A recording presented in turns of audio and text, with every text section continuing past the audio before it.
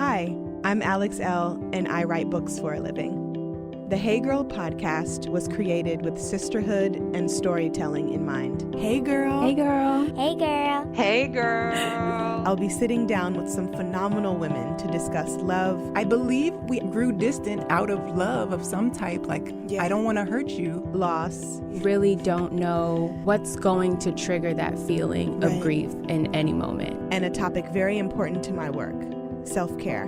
Freedom is self-care. It's not about pedicures. It's not about clothing. It's not about trips. Join us as we journey through sharing together. This episode is very special today because Angelique is interviewing me, and we are going to hear a little bit about my birth story, about my career, about self-care and what it looks like for me now as a mother of two. And we're just going to chat because I think a lot of you guys want to hear what I have to say in regards to certain things. And I've been wanting to get on this side of the mic for a while now. So I'm very excited for you to hear this episode. With that being said, here is a piece of my story. Hey girl. Hey girl. I'm on the other side of the mic today. Thanks for having me. Today, Alex is on the other side of the mic. I am. This is interesting. I'm the guest today. Yes. For all of you listening, this is Angelique, longtime friend, sister friend of Alex. And you were our first guest on the podcast. Yes, I was, talking about loss and grief. Mm-hmm. So today we're going to dive into a conversation about the lovely experience of what? Of Miss Isla's birth and all of the wonderful transitions and effects and growth and evolution that brought into your life, aside from just the wonderful love and joy of this new baby. And you were there for her birth. You saw her enter the world. I did, which was a beautiful experience. Everyone doesn't seem to believe I think that. Even the midwife was like, "Are you okay?" But I really felt in that moment watching you and Ryan, like, how beautiful motherhood and birth and pregnancy is and all that our bodies can do. So it actually made me excited to want to have a kid. So that makes me happy. And I mean, it just makes sense that you would be the one interviewing me today because you've been on this journey with us since the beginning. And like, I'm excited. So This is new for me, guys, being on the other side of the mic, but it's going to be a really fun chat. So I'm ready. Grill me. I'm ready. Okay. So I guess let's start there with just that birthing experience and how it molded or even changed your view of motherhood. Now you have two girls and there's, a 10-year gap between them. Mm-hmm. So how have things changed? How was that experience having a baby 10 years later in a totally different space than when you had Charlie? The experience was interesting. It was interesting for a few reasons. So for those of you who may not be familiar with my story outside of what I've shared on social media, or maybe you're a new follower or engager or whatever, I had my first daughter when I was 18. I'm 28 now. I was in a completely different stage in my life when I had Charlie. Was not aware of who I was. Self-love wasn't a thing. I was very just scattered. And I had to figure it out. And when Charlie was born, I was like, I have to do this for her. I have to figure out how to love myself so I can love her. And I don't think I had the language I'm using now back then at 18, but pretty much that's just how it went. And it took a lot of trial and error. I don't think I started getting it right until she was maybe 3. And my parents had a lot to do with that because they helped me raise her until she was 5. And then we moved out and met Ryan. Well, we met Ryan and moved out. And then, it was me and Charlie, and then Ryan, was raising her with me. So it's been a journey. I have been unpacking the whole birth thing, not necessarily for this conversation, but just kind of for this conversation and just for myself. Yeah, for your memories and everything. And Isla was longed for, and I've struggled with a little bit of mom guilt because of how Charlie came into the world and how Isla came into the world. So Charlie was not planned. Isla was planned to the T. I didn't know I needed Charlie until she got here. I didn't know I wanted Charlie until she got here. Yeah. Isla was longed for years. So I've gone back and forth with what the two births meant for me and did for me in their own right, and kind of removing the shame that I have around being a teen mom. I didn't know I was ashamed until I got pregnant with Isla. Wow. So I was telling Ryan, maybe Isla was like 5 days old, and I was like, her birth was a spiritual and transformative experience. Like, I was there and just present. When I had Charlie, I was so young and I didn't know my options and I didn't want to feel any pain. I don't remember my birth with Charlie, which is why I said to Ryan, I needed Charlie to be in this world, but I needed Isla's birth to be where I am today. Because I didn't know how to be present at 18. You know, I just knew I was having a baby. It was no plan or rhyme or reason, and having it be the complete opposite with Isla just constantly shifts my way of thinking every day. Yeah, it sounds like it was a more overall empowered experience from conception all the way through to all the decisions you made preparing for that day of her arrival. Yeah. And since, so with you now in this space of approaching motherhood from a very present and empowered place, how has that changed how you show up for Isla and then how you show up for Charlie with Isla here?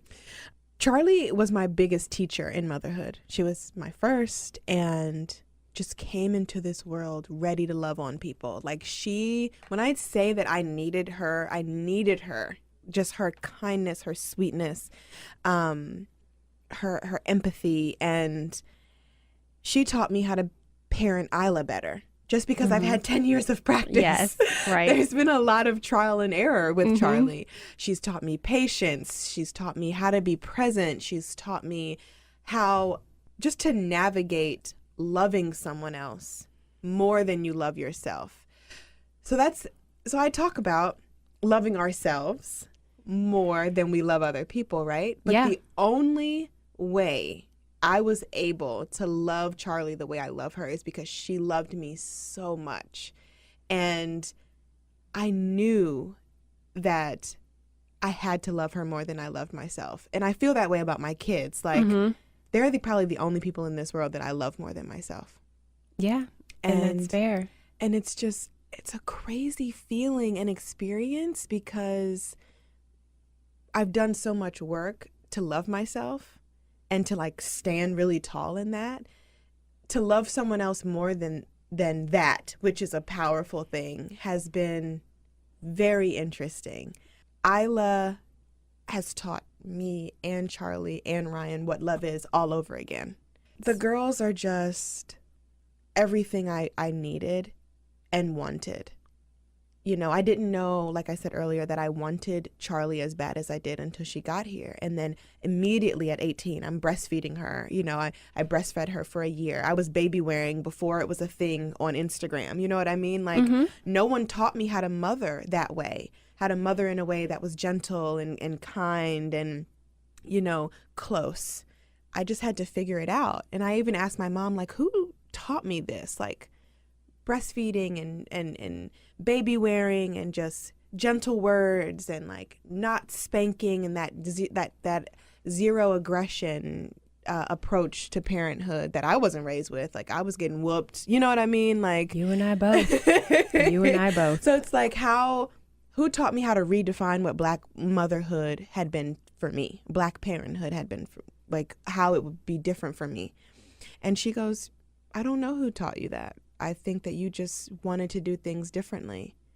And even at 18, I don't think I had that language. Like, I want to do things differently. It just happened. And I think that that's the power in like transformation. So maybe Charlie's birth was more transformative than I imagine when I say it out loud. Yeah.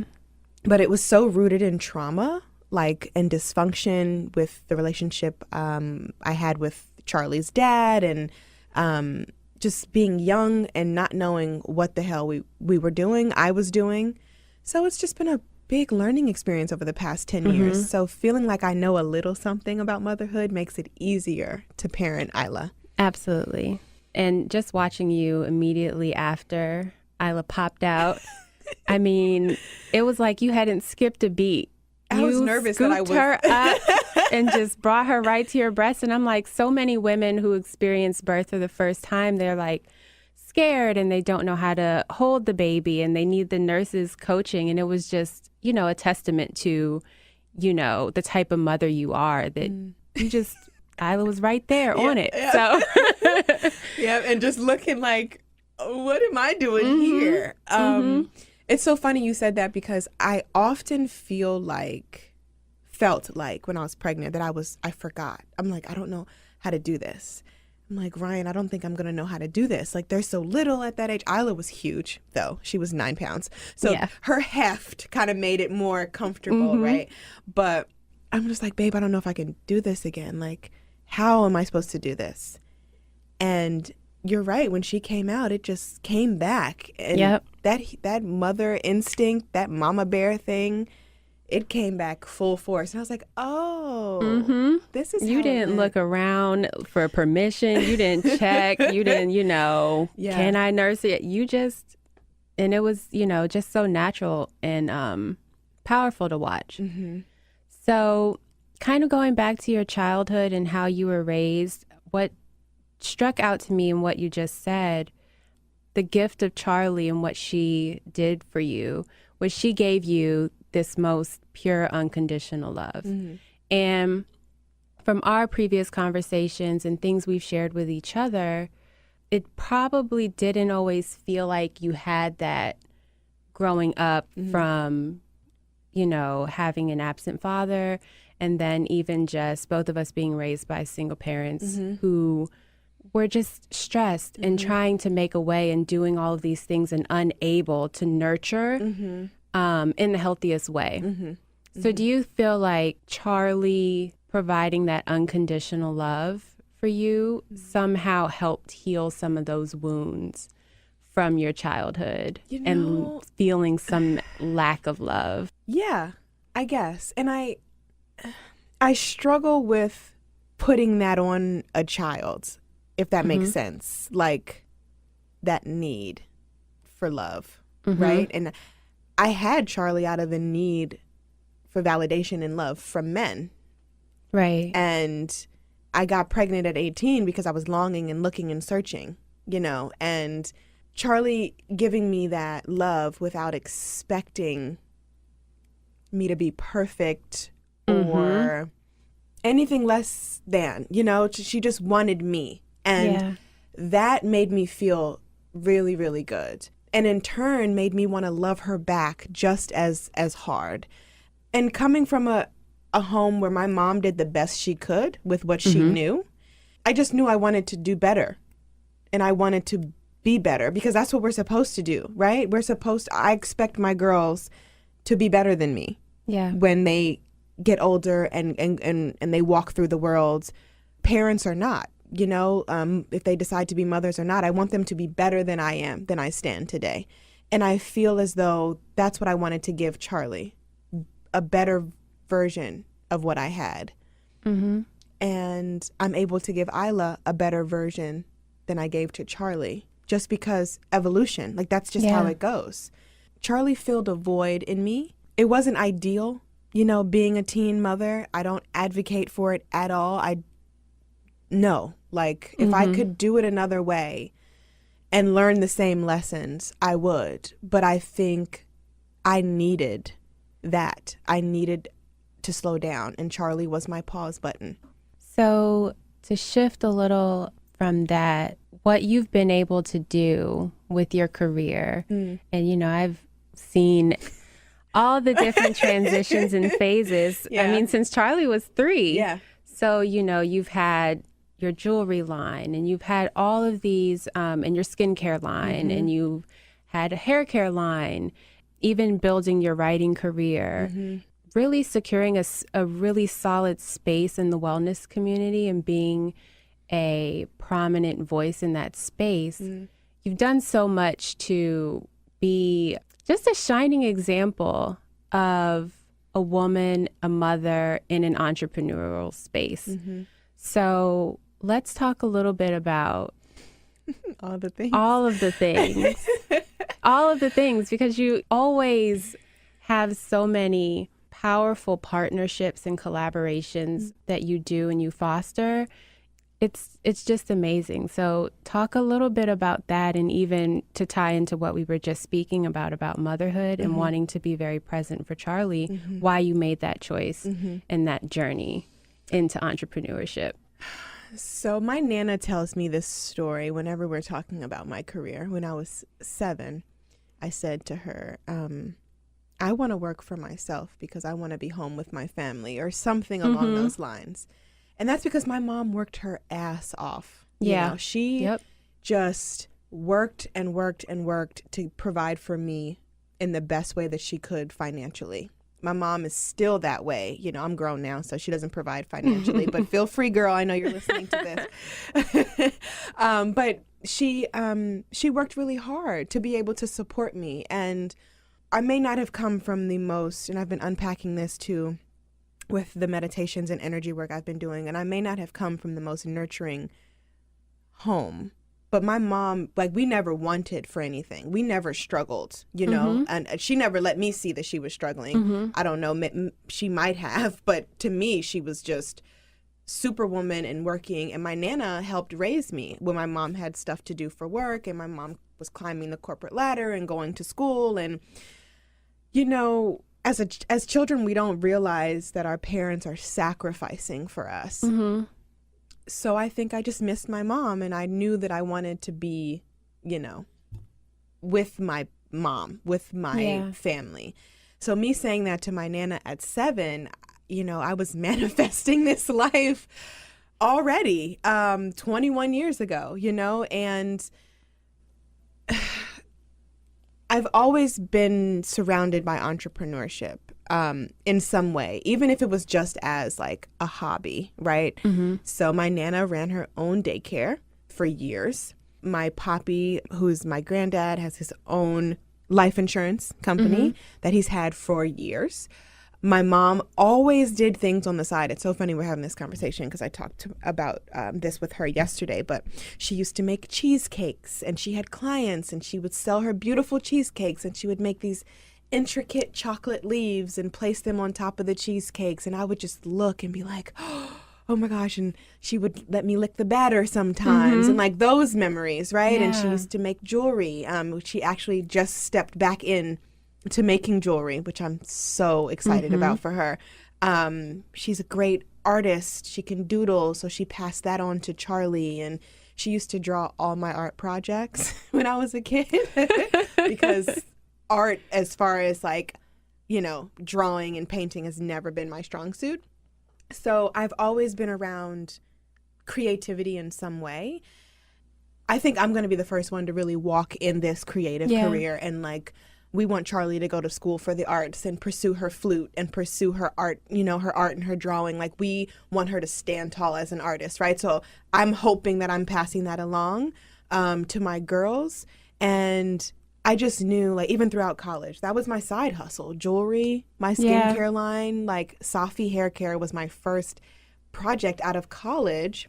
I took an entrepreneurship class, and that's where Safi hair care, oh my God, that was so long ago, was born. And I was making avocado shea butter and like, and selling it and like making money and, you know, having my little pocket change, because I hated working for other people. I used to work at Lido's, hated it. A baker. I did not know that. You know, I love Lido's Pizza. I wish we were friends then. That would have been awesome. Oh my God. I hated working for other people. So let me just go through the jobs I had while I was in college. Lido's, Forever 21. I think I worked at Forever 21 for like 48 hours. I worked at a local bakery in Rockville. Oh my gosh. I worked as a summer camp person, counselor. What else did I do? Just little babysat. I nannied. Nanny was really kind of the only thing that I liked. I nannied all throughout my pregnancy with Charlie, actually. Oh, wow. So I was in college and I was nannying. This is crazy. I haven't thought about this in a very long time. Some of this I've not even heard. Working for other people was never my favorite thing. So then when I found out I could be creative and really do that for myself, it was in college. I took an entrepreneurship class, and that's how I found out, oh, you can do this. Like, even though I know Nana had her childcare and Poppy had his life insurance, like, I didn't know that was called entrepreneurship. You know, I didn't know that was called working for yourself, which just also shows just how, I don't know, I just didn't know anything. I was so young. So after I took that class, that's when my first hair care line was birthed. And then I was making jewelry in college and wearing it for myself, but then selling it to classmates. Circle back really quickly, a thought just came up. When I was in middle school, I used to make T-shirts. Like, remember how you go to Michael's, you print out the iron-on things? Yes. And I used to print out like Winnie the Pooh and Tigger and stuff, and iron them on shirts and sell them out of my locker at school. So I've always hustling for real. Hustling for real. That is hilarious. Yes. Because I'm like, I just had a visual of you like at your locker whipping shirts out. The principal shut that down. Like, I would wear like, because you're not allowed to sell stuff at school and collect money from other kids. The shirts were like $10. Come to my locker, get your shirts. This is just terrible, guys. Don't judge me. I used to decorate my jean jackets with now and later wrappers. So now, oh my goodness. now and later wrappers. Your jacket? Yeah. So the back of my jacket would be all now and laters and Starburst, because if you didn't know, guys, those are made out of wax paper. So I would lay them out in a creative way and put printer paper on top and iron it down. And I would be like styling on them. That's okay. so funny. I remember people used to tape those wrappers to their composition notebooks to the cover, but I never thought to iron it and put it on clothes. Listen, I was a walking innovation at its finest. I was a walking now and later. So it's always been in my blood to make my own money. Of course, I didn't have the language for it, but it was always in my blood to make my own money and to do things for myself. And that's because I had these creative people around me.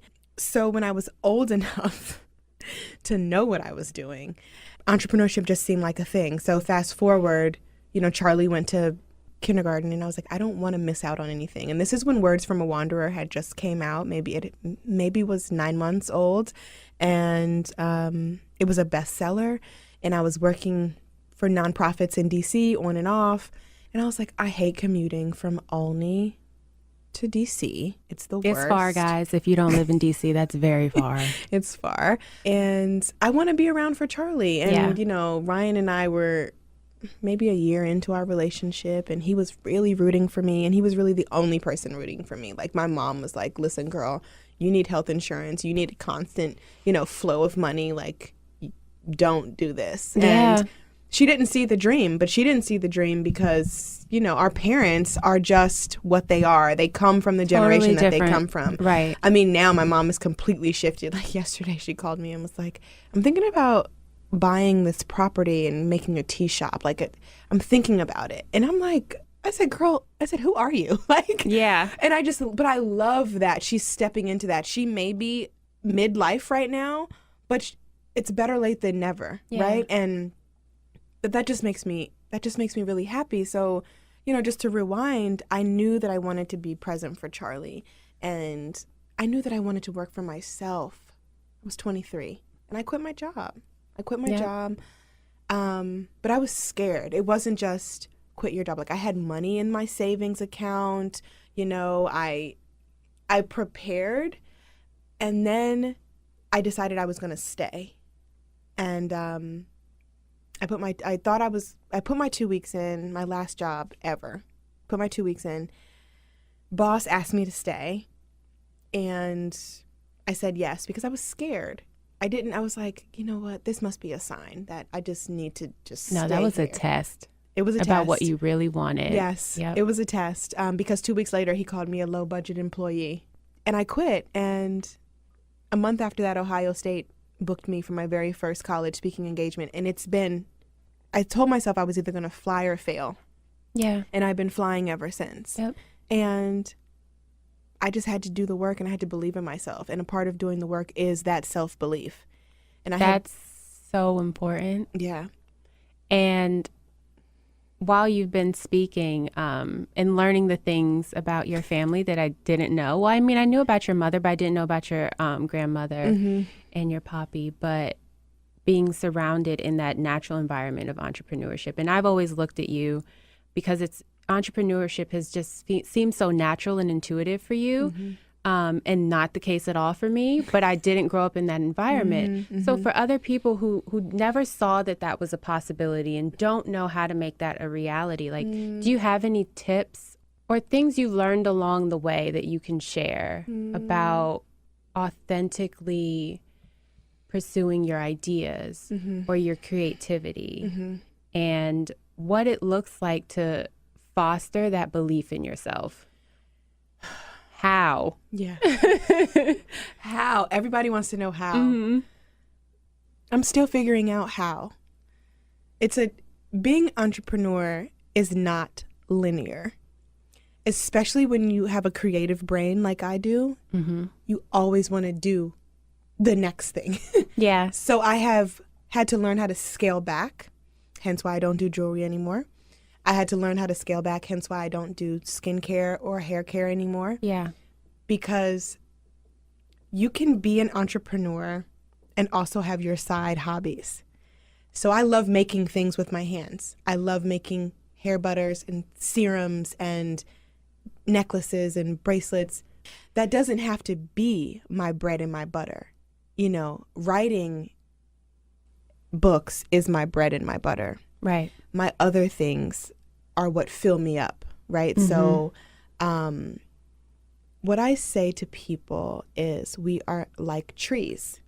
Alex Elle is my trunk, and then I have all these branches coming off of my trunk, which consist of motherhood, photography, jewelry making, skincare making, writing, community building, I don't know, workshops. All the things that I love are coming off of my trunk.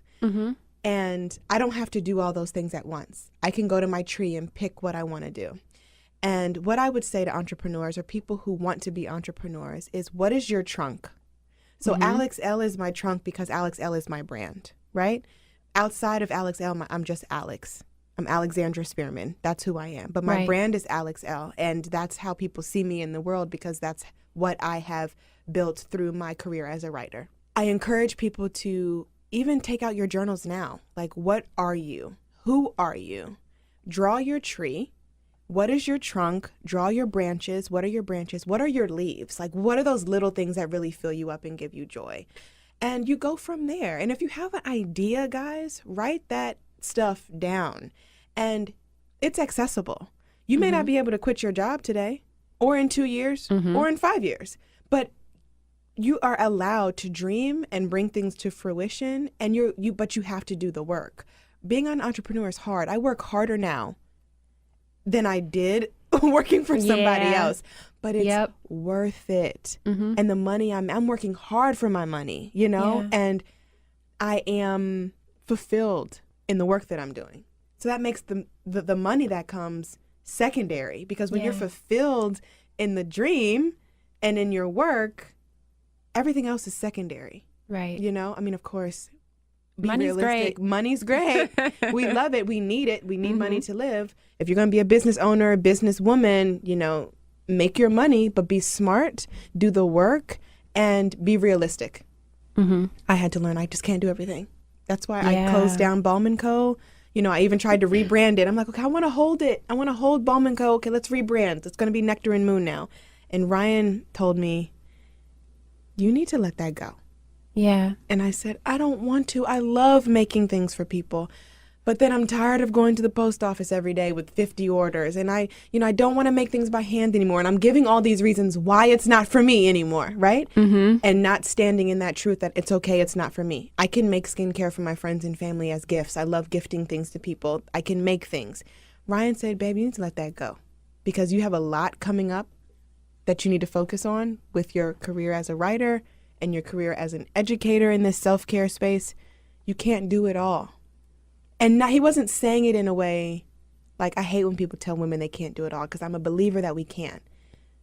But there just wasn't any balance to me trying to do it all. Right. How well can we do it all? How well because can we do it all? When you have all these things on your plate, something is always not going to get your undivided or adequate attention. Yeah. So, yeah.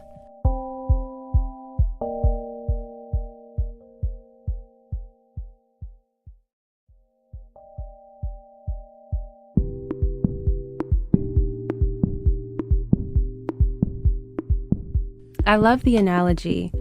I mean, that was beautiful about Alex Elle being the trunk. And then you have all these branches. So we have a few more branches to discuss today.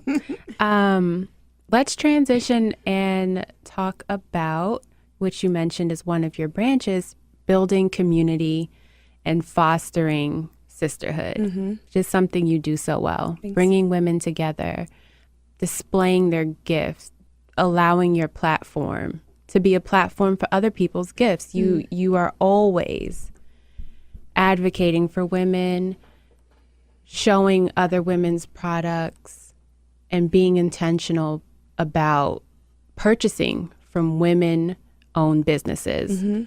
So let's talk about that space. I feel like women are great. I didn't always feel like women are great. I didn't recognize my girl power until late in life, like 21. Yeah. I kind of had this notion that when I met you, my friend group was shifting. Yeah.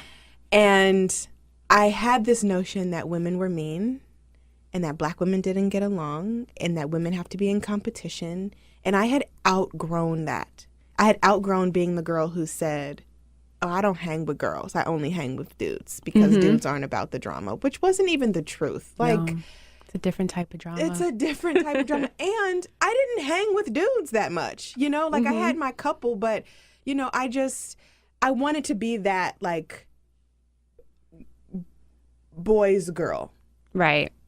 I wanted to be one of the boys. And that was a part of my trauma and like self-hatred and like not feeling good enough and possibly being insecure about having relationships with other women, because I just grew up thinking that there was always something like another girl was always better than me at something or whatever, just the craziness, right? So when I met you 7 years ago, long time ago now, my friend group had shifted and I was shifting, and it became evident that I was doing things the wrong way and that I wanted women, strong women around me, and I wanted Black women friends, and I wanted that camaraderie. I wanted women around, and I needed that sisterhood, that true, like deeply rooted, I got your back sisterhood that I had never experienced before. So I met you through your cousin Yalabi. Then I met Denicio, y'all are my sister friends. Yeah. Safa, Tanya. Tanya is my longest friend, my longest adult friend. I met her before Charlie was even conceived. So I wanted my tribe of women, and I was slowly starting to find them around age 20, 21, and it just meant a lot to me. So to move through it, I just started maturing. My thought process started changing. I'm like, if I can't stand next to another woman, who can I stand next to? Right. If I can't, feel secure in myself to share this space with another woman, how am I ever gonna be self-secure ever? Right. So sisterhood just became a thing for me. It just became something that I intentionally had to lean into because I knew that I wanted friendships that were meaningful Right. and that were rooted in compassion and kindness and support. Mm-hmm. And I didn't want to be I didn't want to be that woman, you know, who I was, young woman in high school, thinking I can't hang with girls. Right. I think that's stupid. Like the whole "you can't sit with us" thing. The whole Mhm. looking back as an Cattiness. almost 30-year-old woman, I'm like, how was that ever a thing? I can't imagine my life without my sister friends. I can't imagine my life without the powerful women I've been connecting with over the past Right. 8 years. Mm-hmm. To circle back to your question, where I am today, I've been given this platform. And it's only right that I share it. It's only right that I help another woman get to where she wants to be. Doesn't matter if she's doing skincare. Doesn't matter if she's doing jewelry. Doesn't matter how similar it is, like her writing is to mine or her story is to mine. We've got to connect and lift each other up. And I think Right. that that's really, really, really important, especially in today's day and age where social media is competition central, right? So it's Oh, like yes. Competition, comparison, all of that. unhealthy boundaries. It sparks unhealthy inner dialogue, all of that. And as women, we are sometimes all we got. We don't always get to exist in male spaces or get, you know, a seat at the table. We don't get access. And then even more so as women of color, as Black women, we are not always given access to spaces. So it's just really beautiful that you've used your platform to give a more powerful voice to women, to Black women, and women in just creative spaces. I mean, it also has to be. trying Yeah. to run a small business and work for themselves. Also, but that's the thing, also trying, right? Right. We are all trying to figure it out. You know what? It makes me really happy because when I first started my jewelry line, there were like nobody knew about me. Like I was, you know, not on social media like that, and like, you know, it wasn't it's not what it is today, right? Right. And I needed people to support me, and I needed word of mouth. And sometimes the word of mouth was the only way I would get a sale, right? Right. So it's like, if I have this platform of X amount of people, perhaps, you know, and I don't think people realize that I don't really do sponsored content. I'm like giving folks my dollars because that is what matters. A shout out, Right. that money matters. Right. It costs money to live. It costs money to make your dreams come to fruition, right? So it's like, of course I'm going to stand with another woman because other women have stood with me, and I'm going to support monetarily, and I'm going to share because that word of mouth. that word of mouth is so important. And you know, I've come a long way in terms of my way of thinking. It's so funny. I think people feel like I'm just awakened. Like I just have always had my shit together, and I just haven't, you know. And all of us are a work in progress, even those people we look up to. You know what I mean? Absolutely. Even when you go through an evolution or transformation, and you have you get to a certain level of enlightenment, there's always a next level of enlightenment. So, you know, especially now in this time of being woke, there's levels of being woke, right, so to speak, right. You know, and we go through our journey hitting those levels as we are comfortable, as, you know, we grow and have different experiences and learn what no longer serves us, or learn, you know, what's behind the curtain that we haven't been able to see up until that point. So you're absolutely right. We are all trying, and we're still learning new things and unpacking things. There's always something to unpack. There's always a trigger,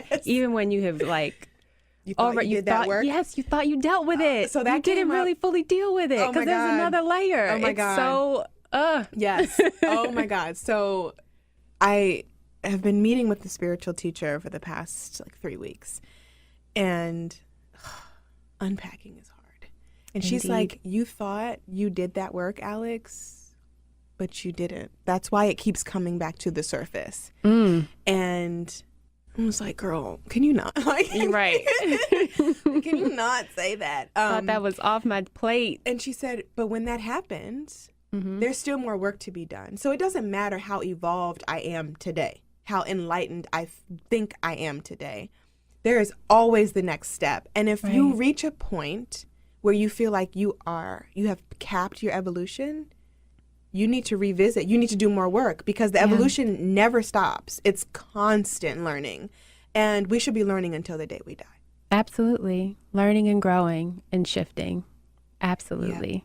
I've been unpacking, dumping stuff out on the floor, refolding it. What can fit in this suitcase? What can't? Yeah. And so that's how I have to look at my unpacking, especially with my past, my marriage, me being a mother, my career. Okay, that is what I had last quarter in my suitcase. It's time to unpack because some things are just not fitting anymore. So I'm a visual person, so that's how I have to look at things. Yeah. And that has really, really helped me. And working with this spiritual teacher, even though it's only been, 21 days, I've been on my meditation journey for 21 days consecutive. I'm so proud of myself. Awesome.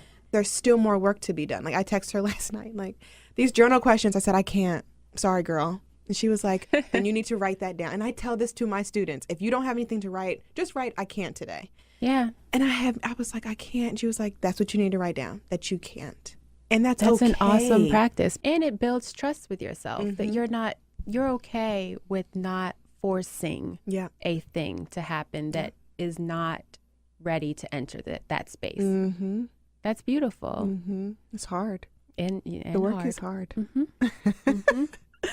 Yeah. For sure. In that same spirit of self-care and wellness, because for me, when I think of self-care, it's always been more so about that work. The things that are not tidy and pretty, it's less about how can I polish my exterior, right? But those are good things. Like we like to take care of our bodies and beautify our bodies. But when I think of self-care, it's that unpacking. What is going to expand my consciousness to get me to where I know I need to go? Because all this shit can't come with me. That to me is like real self-care, because when I can peel back something and discard something that no longer serves me, that's when I feel like the most cared for by myself. So we know self-care and wellness is deep rooted in your purpose, in your career. How do you approach your own self-care? I know you just mentioned that you started speaking with a spiritual teacher, but aside from that, which is beautiful, because like you said, like no matter where we are or how much we are enveloped in that space, we always can use other resources to take us to the next level and see things that we're unable to see. So how do you find new ways to approach your self-care? And sometimes have the courage to seek that, because I think a lot of times we feel like, oh, I can manage this on my own, or I can just figure this out on my own. And we never reach out for that help. You know, I've been struggling with self-care lately. Self-care looks different for me now that I have 2 kids. And one of them is home with me all day. Right. Little Isla. Little Isla. I just want to cuddle her all day and not get any work done. But it looks different, and it has to be more intentional now. Like, self-care had become a practice for me. Like, Charlie would go off to school, Ryan would go off to work. I would be home by myself. I would be grinding, like getting my work done, and then I would take a nap. That would be my self-care. Or I would go for a walk, or I would stop and make myself some tea or some coffee and enjoy each step, right? Like just really you had space to fill, and you could fill it with that self-care. Yes. But now it's like, where's the space? Where's it at, boo? How do I? And how do I do it? Because now me making coffee all depends on Isla. Like, right. Because I could literally be ready to step into some self-care with making coffee or even washing my face. And she'll be like, Yeah. Mom. Not want to be put down. Yeah. And so there's that unpacking again. There's that peeling back the layers again. Like, how are you going to make time for yourself with this new life? Because it is a new life. And so what I've been trying to practice is being intentional about the little things and calling that my self-care. So being intentional about washing my face. And, you know, I pull my hair back and I massage my face really well and I dry it really well. And then I put my serums, like, and I'm really like touching myself and just loving the process. And, you know, that may be my self-care at the end of the night when she's down for a nap. I may not wash my face in the morning. I may just be able to splash some water and then go. I've been trying to just find space to be quiet because it's not very quiet at home anymore. Right. And not in a way that's overwhelming, but just like we have a whole nother human being, you know, and she's found her voice and she's babbling, she's talking and we're talking together and, you know, I'm on calls all day and like, you know, just everything is around when Isla goes down for a nap. Sometimes it's just good to just sit. Like I don't put the TV on anymore. Like I would put, you know, my Hulu shows on and I would get my work done or my Netflix on. When that girl's asleep, or even when it's just me and her in there, it'll just be quiet. And I find myself like thinking, oh, it's quiet, you know, and she's, you know, at peace and I'm at peace. I'm getting my work done. I'm like, yo, this is nice. And that has been, that intentionality and that recognizing and that awareness has been my self-care. It really hasn't been much of like the pedicures and, you know, the going outside for a walk, even though I try to get outside with her at least once a day. But even that, you have to be hyper aware with your surroundings with a baby and a stroller. So it's not really like... It's not like a meditative walk or anything like that. No, not at all. And we're just trying to figure it out. You know, it was different with Charlie because I was in school and my parents watched her, or sometimes her dad would watch her, or she would go to daycare. And it was just a different life. Like, I'm a stay-at-home, self-employed mom. Like, it wasn't like that with Charlie. Yeah. Not this little, you know, and my time is a little bit. Right. You know, and so the little things. And I think that that's great. You know, I'm able to have a broader sense of appreciation now. Yeah. Because I have to reset and step back and intentionally be aware of my surroundings and the time that I have. Right. So, yeah. And I think that's an important note about self-care, that even in that space, it shifts, and that our different phases of life that we enter, we have to accommodate self-care in different ways. Yes. And it won't always look the same. And sometimes it'll be like that really deep work of healing emotional trauma. Or it'll be, man, I just really want to wash my face, you know? Yeah. So that's beautiful that, because I feel like sometimes now self-care is a buzzword, right? Yes. And it's been almost marketed and packaged in certain ways now. So it's not always talked about in that full view in different phases of people's lives and what it actually can look like. And sometimes that marketed and packaged viewpoint is what people try to measure themselves against. Like, self-care, massage, facial, all the things I can't afford. Angelique paints her own nails, let me tell you. But And they you always start to look feel bomb.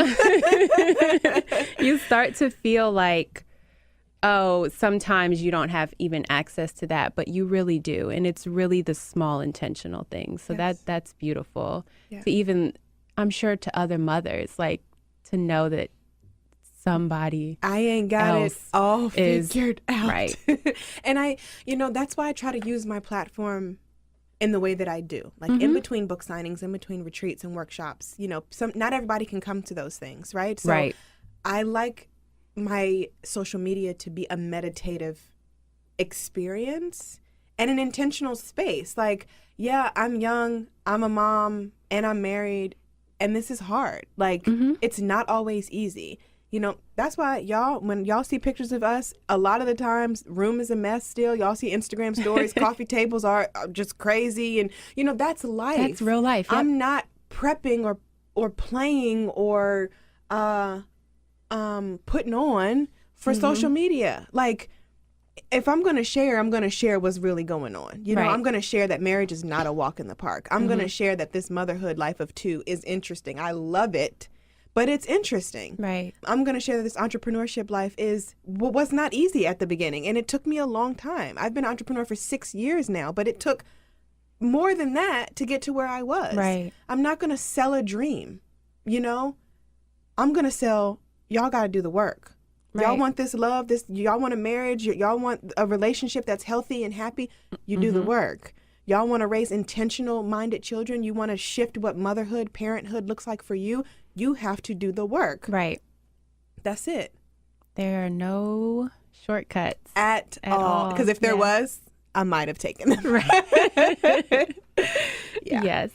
Let's talk a little bit about writing and how your approach to your creative process, to your poetry, to your affirmations has changed post Isla. Because it has been a reawakening and a new sense of enlightenment and even just maybe alignment with a higher power. Because I feel like, or at least what I experienced in that hospital room, it was so divine and spiritual.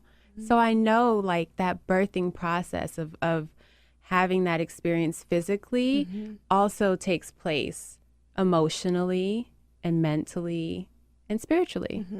So how is that come into fruition in your writing? So I mentioned earlier that we longed for Isla. So we tried for her for 2 years and had a miscarriage and ended up having to get fertility support to get her. For those of you interested in that fertility support story, you can listen to me and Gabe's podcast and me and Kenya's podcast. We talk a little bit about, just life after miscarriage and life after fertility stuff.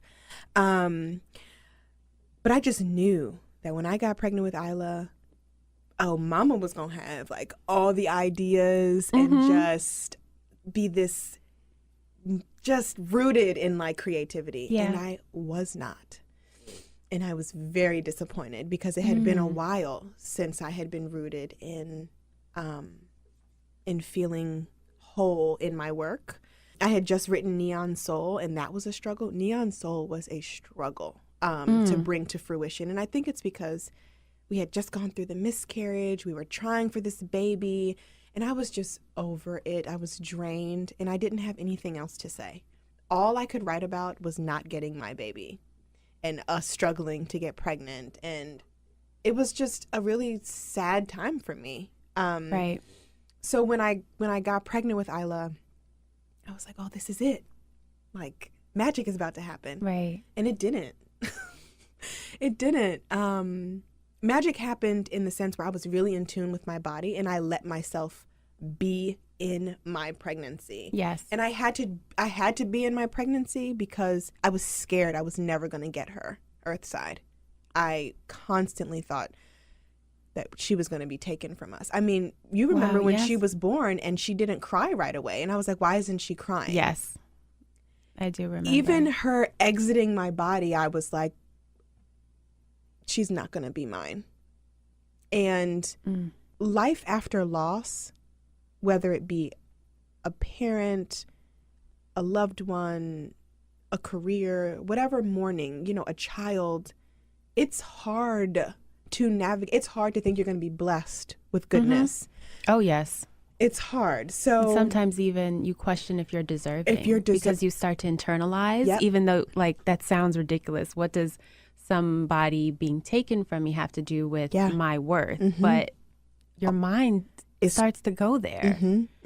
And I just wasn't feeling the whole writing thing when I was pregnant, and that's when I really started writing my affirmations, because I knew that I had to start writing something or I would lose it. You know, I just felt like I would just, you know, lose my voice. So that's when my affirmations started, really. And that's when my affirmation charts started. So I would be like, I can be soft and still be strong. I can be whole and still need to be filled. You know, like those are the only things that I could bring to fruition, those little tiny words. But as far as like writing pieces and essays, it was really, really hard. And because I was just I didn't want to say the wrong thing. I didn't want to jinx myself. When I tell you I was so scared I wasn't going to get this baby, I was so scared. Every ultrasound, I'm like, they're gonna tell me she's not there, or, you know, it was just a struggle. So I think that blocked my creative process. But it also made me turn inward and really have to self-nurture and self-soothe. And once she got here, it wasn't like this reawakening right away as far as my career goes, as far as writing goes. But slowly, I started feeling like, okay, I have something to say. And it's been different. Like, I feel like I'm more mindful with how I share things, what I'm sharing. That goes back to kind of like not glamorizing or being hyper, just over the top about motherhood. And while I am excited about it, it's not all roses. I mean, I do that with my marriage too. It's like, I'm not going to over glamorize what this thing is. Right. Like, yeah, I'm married to my best friend. I love him. But the work, right? Yes. So it's just, her birth just reminded me that I had a voice and that I'm allowed to use it. And it's okay not to have anything to say sometimes. Yeah. So I think that that's kind of how my writing has shifted. And also, what's next for me? I've been thinking about that. Yeah. And what's next for me is moving away from poetry. I mean, I'm always going to love poetry, but I really, you know, want to keep encouraging women and people to write their own stories. That's why there's always space in my books for people to write. That's why I'm releasing journals. That's why I'm doing these workshops, because I want to get into the community with this work. And I think that's what's next for me. More retreats, more workshops, more in-person time with me. Not just on my Instagram liking stuff, but really coming to learn from me, and I'm learning from the guests, and we're leaving with a sense of community and with storytelling in mind, because that's what my life, I feel like, is about. I've shifted. I've gone through a bunch of different things, bunch of different ups and downs. I've played with all the branches of my tree. I've climbed my tree. I've gotten to the top, and I'm like, okay, now what are we going to do? Like, how am I going to prune my garden now? And how am I going to sow these different seeds? What do I want to leave on this earth? And I want to leave people with a sense of their voice. Yes. So I feel like that's what Isla has done for me. Like, speak up, girl.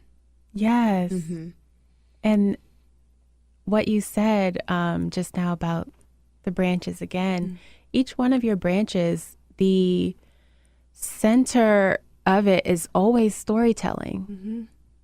And I think that is like your source of purpose and power, because you do tell your story beautifully, whether it be through images, words, self-care, wellness, and reaching out to people and encouraging women.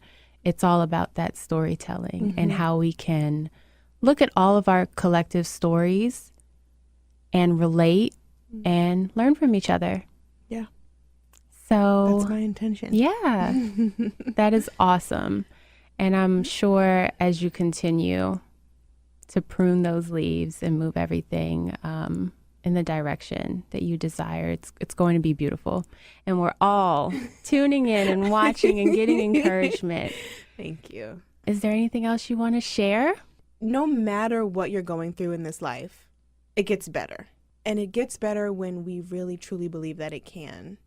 And I think if I've learned anything on this journey, from childhood to young adulthood, motherhood, the ins and outs of life, and just like navigating and trying to figure it out, is that if I didn't finally find that self-belief, I would still be stuck.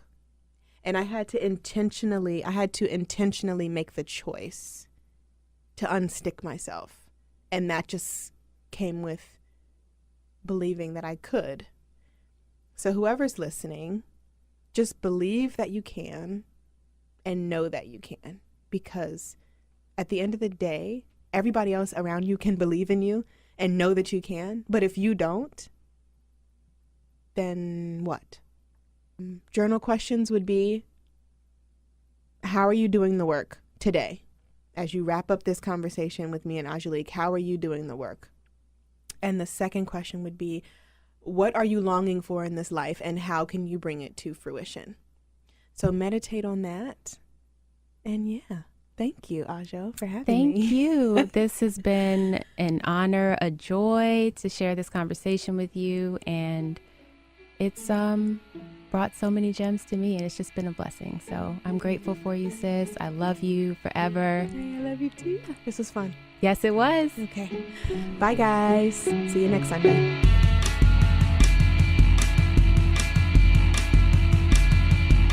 The Hey Girl podcast is a member of the District Productive, produced by Paul Woody Woodhall and me, Alex Elle. Music by DC's own Kokai.